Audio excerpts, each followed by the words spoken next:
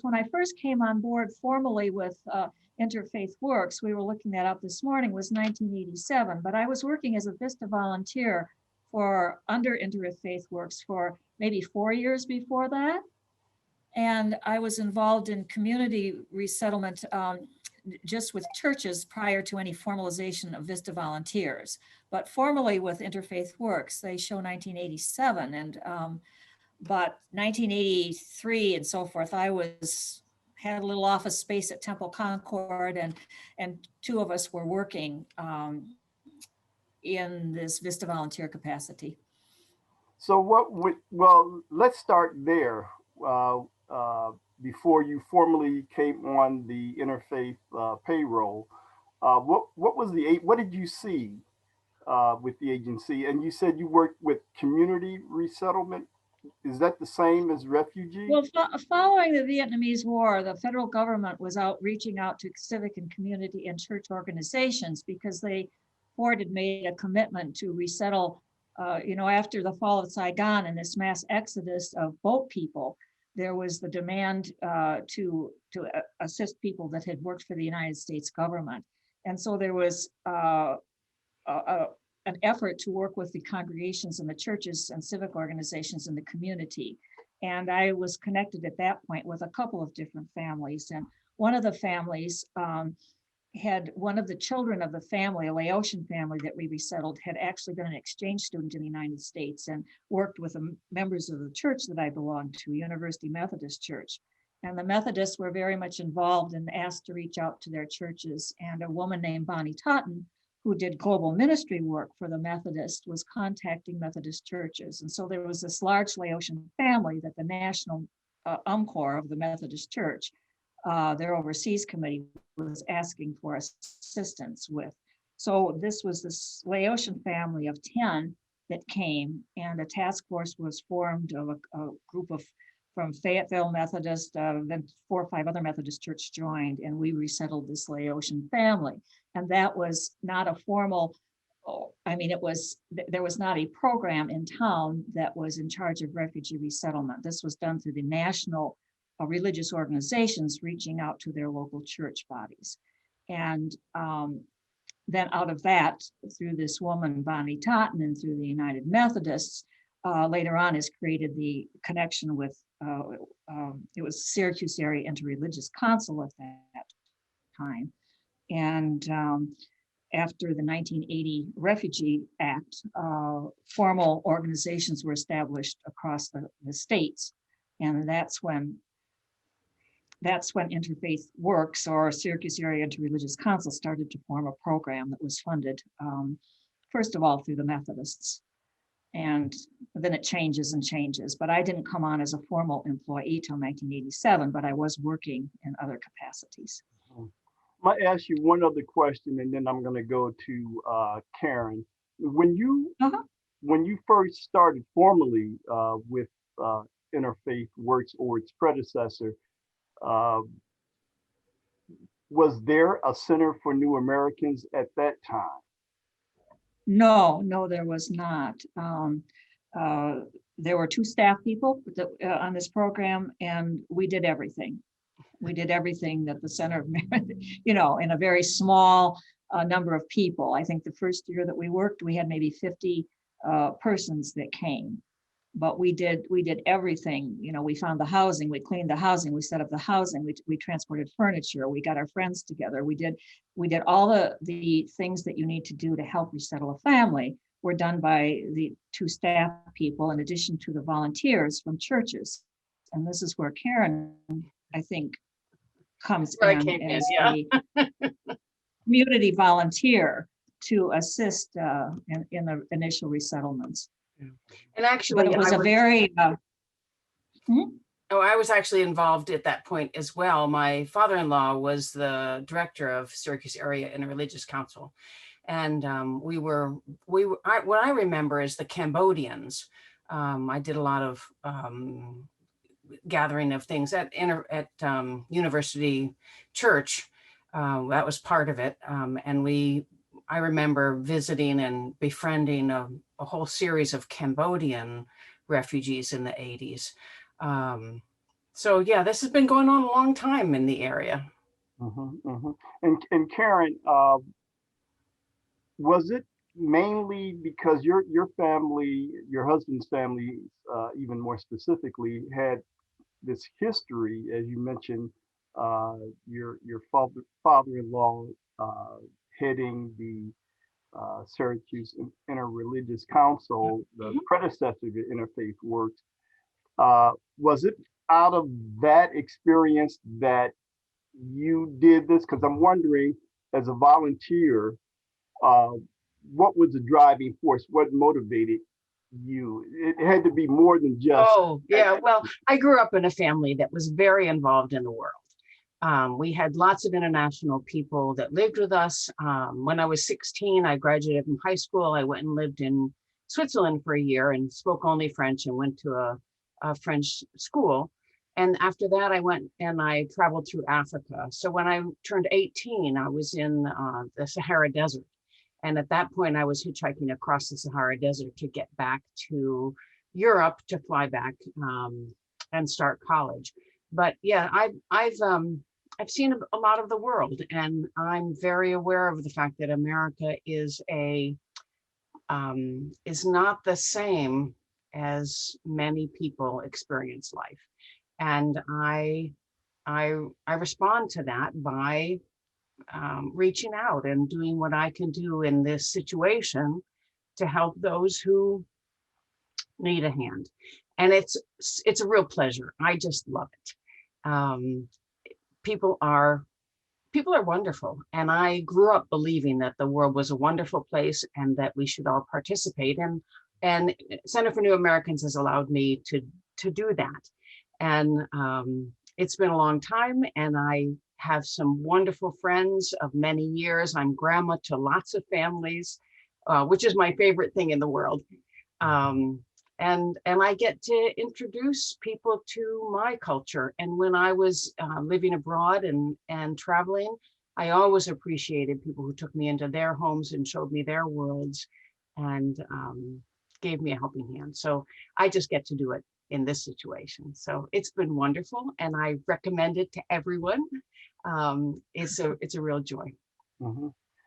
Marty, when the Center for New Americans, uh, when it was founded, my understanding is that it was the agency in terms of its connection with Interfaith Works, there were separated in another location. Is that correct? Yes, we started out in the very beginning with a tiny little office space at Temple Concord, where the Interreligious Council office was under the direction of Dorothy Rose. And then we moved, because we needed a little more space, we moved to an Episcopal church on James Street because we needed more space. And then after that, there was a grant that was awarded to us. I think DeFrancisco was helpful with that, to renovate space, which was above a bank across from the Catholic Charities office on the corner of Butternut and North Salina. And that's when we first had real physical space that allowed us to carry on not just resettlement tasks, but to host dinners and meetings and English classes. So it was kind of a gradual growth through the different churches allowing us space, and then having our own space. And I can't give you the exact year, JB, that opened, but that was a really big event. So we were, until 5 years ago, when we came over here under the same umbrella as, I mean, we've always been under the umbrella, but physically we were not together until this space on James Street was opened up. We were in our separate places for 20 some years. We were in a separate location. Mm-hmm. And so you've seen. And now this allows cooperation between the different programs of Interfaith Works, so that we can work more as a unit, giving the services of the whole agency to refugees. Now, I've just, in my own experience, which has been a lot more limited than of course, you and Karen's, I've seen refugee families in and out. It's now the Center for New Americans has really grown into probably the largest program at the agency. Uh, what was that like, seeing that kind of growth, bringing in not only more and more refugees families, but taking on more staff, more volunteers? Uh, what was that growth like? Oh, it happens so kind of gradual that it's, as the country committed itself to more and more refugees, of course, the staff has to grow. And that was very exciting because there was more family reunification. There were more people that could come out of those camps. The camps were growing in Africa and Southeast Asia. And so, it's, I don't know. I've concentrated so much on just serving the families and doing what I needed to make sure that they received all their services, that the growth of the agency is in a way a bit secondary to my interests. I haven't concentrated much on that, but we were able to offer many more services. Of course, today we have the mental health that we never had before. We were able to hire a specific person to do housing and to do the setups for the families. We were able to work more with transportation. So we've been able to just do more and more and refine and be more specific in the services that we offer. So it's actually, this last year, because we didn't have new refugees coming in, what we learned to do is to broaden our services so that we had greater options for people who were already here. And that made us more valuable to the people that were in our community. So instead of just doing the intake and the setup, there was much more reach back to the population that had come and provide them greater services with driving lessons and transportation and many issues that we weren't able to get around to before. But because now there weren't new people coming in, the services have expanded out to people who were already here that needed additional services. And during COVID, that was really essential. Mm-hmm. Karen, you mentioned that when you were in Switzerland and Yeah. you spoke French, I guess, the time that you were there. What's it like when for a volunteer who is working with the Center for New Americans, and you're working with a refugee family that maybe has very limited English? How do you overcome the challenge of working with that family when you don't have that language? Yeah. Well, when they first come, there's it's a struggle. It's a struggle for them. It's a struggle for us to get everything in place so that they have a apartment and all the things that they need in it. And when language is a problem, I just would go and play with the kids. Kids can play. I can play. Language is nice, but not necessary. I'm a friendly face. I go visit. And then very quickly, the children learn English. As soon as they get in school, within 6 months, they're chattering away in English. And it's harder for the parents, but I find my greatest bond is through playing with the kids and taking them to the park and kicking a ball around and playing on the swings and riding bicycles. And a lot of those things don't actually need English.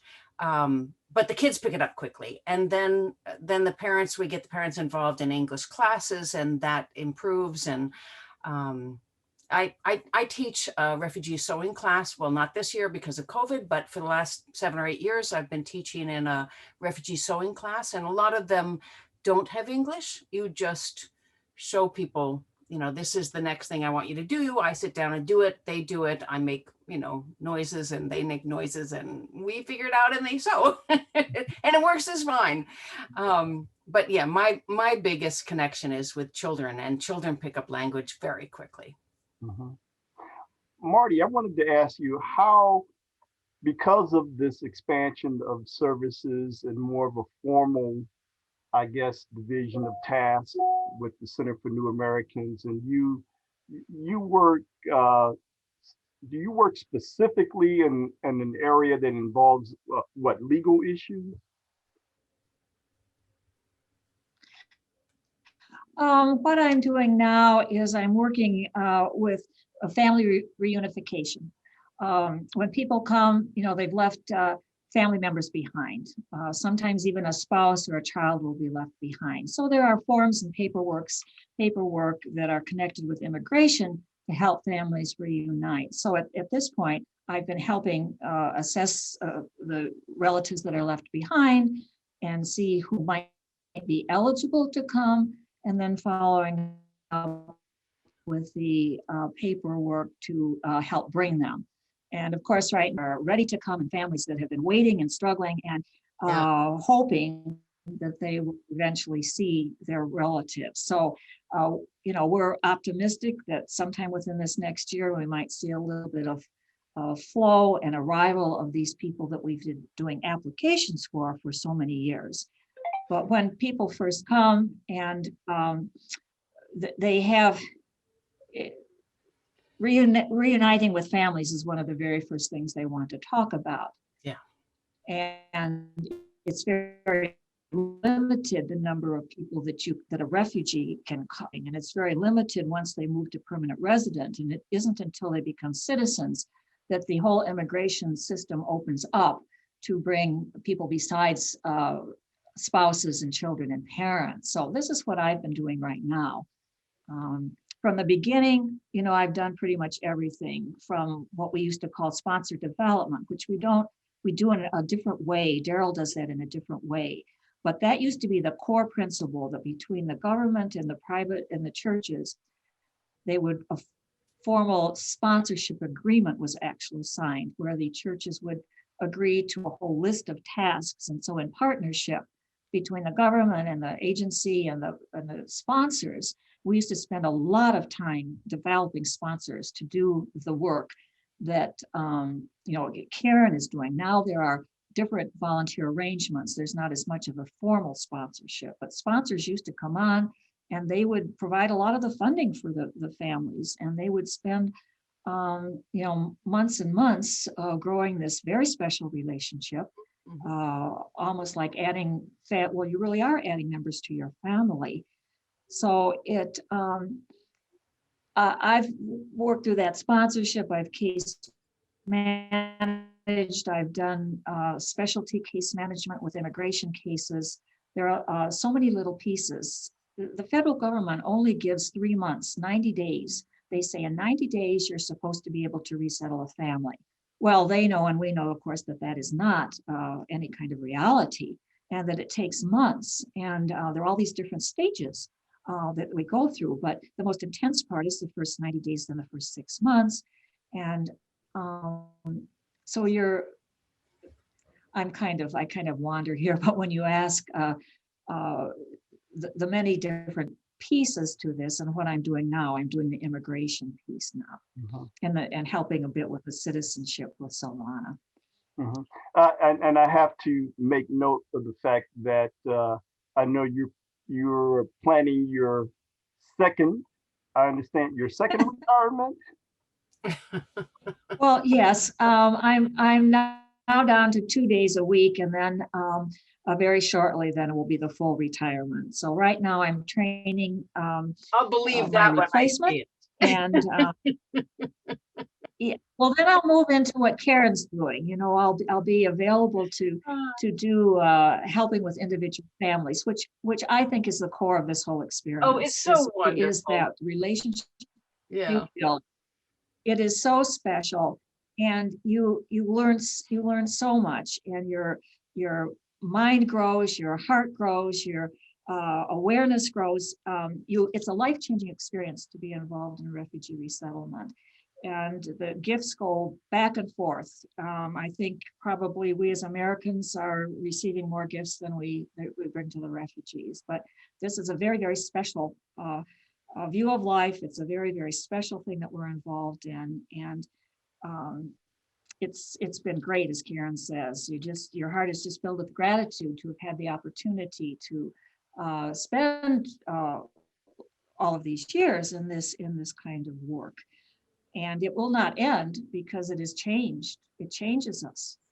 We're not a part, we're part of a worldwide family and friendship. And so new ways will be found to continue to be connected to individual lives. Mhm.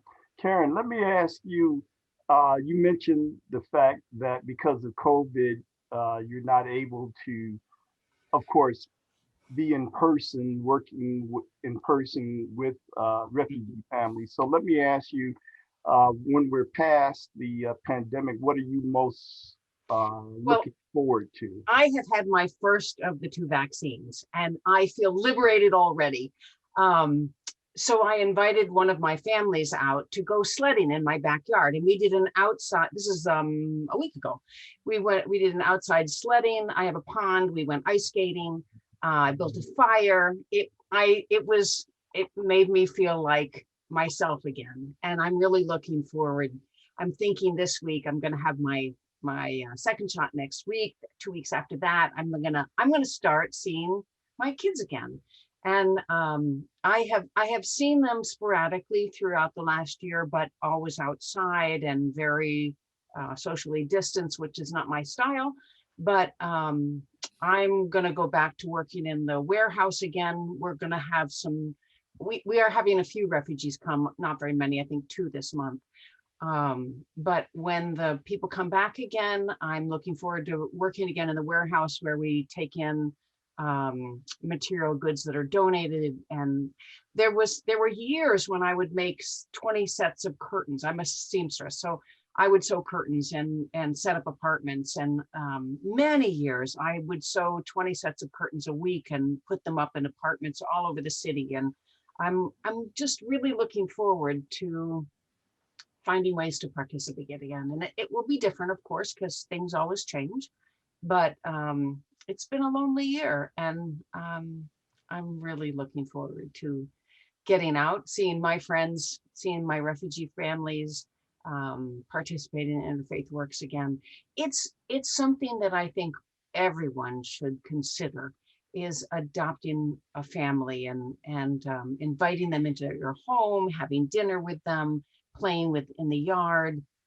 So many refugee families don't have a bridge to the outside world and need friendships. And those of us who are opportunity, those of us with the ability to do that could really benefit by reaching out a hand and taking new people in and showing a little bit about our country, because they're one of us. Yeah. I'm gonna finish up since we just have a few minutes left, and I'm gonna come back to Marty again.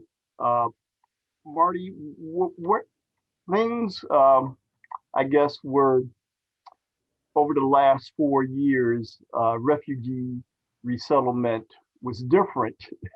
It was a turn in how a lot of people, especially on the political side, how we felt about immigration, just generally speaking, and refugees. What do you see as the future? What do you think organizations, groups like the Center for New Americans are? Where do you see? Are they going to be mainly concentrating? Because I know for a while we were expanding post resettlement services. Mm-hmm. Do you think that's going to continue, or do you think we'll get more back to, when refugees, when they first arrive, and providing the services just to get them resettled, as you said, in those 90 days? Well, I think it's going to be a hybrid. Under the Trump administration, it's been devastating. There's been so much destruction of existing channels and programs for bringing people here, and those systems have to be put in place again. They have to be staffed. They have to get the interview teams out to the camps. There's just so much infrastructure that has just been done away with. So there's going to be this time when this has to be rebuilt, whether it's 6 months or whether it's going to be longer for certain pieces of it. But we're going to see under Biden this massive change, which we've all been waiting for, and things being opened up. So people are going to start to trickle in. I think I've read between 30 and 40,000 people that are in the pipelines. They still have to be, the COVID thing is going to be a big deal to deal with in terms of bringing new people into the country, is exactly how they're going to do that. So it's going to take time to get this pipeline going again. But in the meantime, there's preparation that we can be doing here, and we will see a trickle of cases. Hopefully that's going to, continue to increase as the structure is rebuilt. But because we've had these experiences during COVID that Karen has referred to, and dealing with the offering more services and figuring out ways to do that online and figuring out ways to, that will continue. We'll be making use of what we've learned, and we're not going to let that go away. We're going to need it because we still can't get back close together. But the core principles and the core goals are there as we've learned to use new methods, and as some of the, hopefully, as we get our vaccines, we'll be able to do more in person. But one of the things that I just wanted to make sure that I said that the refugee resettlement, it takes all these worldwide issues that you read about and you see, and it brings it right to your doorstep. You go to the airport and you meet you've read about everything that's going on in the camps in Kenya, and then all of a sudden that person from that camp is there at the airport face to face. You're not reading about it. It's not something distant from you, and you are involved in helping to make things better for that person. It's very, very intimate. It's very, very personal. And you have a chance now to act in these situations. And this is powerful stuff.